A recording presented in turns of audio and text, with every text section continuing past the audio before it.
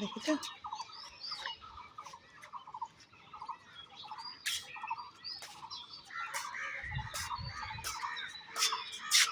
দেখো জিমবাবু নেরুবাবুর জন্য দাঁড়িয়ে আছে। আজিম, জেম।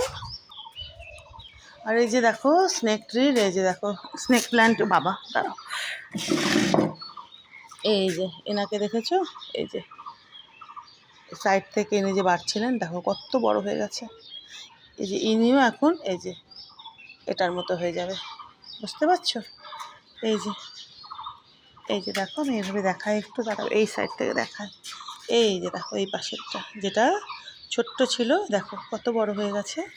এবার এনাকে যে দেখছো, ইনিও এই এনার মতো সুন্দরভাবে ফুটবেনই বলি, প্রস্ফুটিত হবেন সেটাই বলি, মানে এনার মতো হয়ে যাবে কদিন পরে। এই যে ইনি, আর এখান থেকে তো এই যে দেখো আরও পাতা বেরোচ্ছে ভেতর থেকে অনেক অনেক।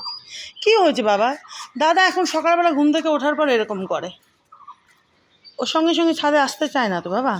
দাদাকে ডাকলে হবে? আমি তো ডাকলাম কবার। হ্যাঁ, দাদা তো তোমার মতো নয়। জেম তো মাছ মানে শোনা।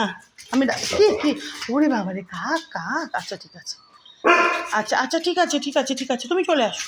আচ্ছা ঠিক আছে, তুমি চলে আসো। আসো, আমি দাদাকে ডাকি। আসো আসো আসো, দাদাকে ডাকি বাবা।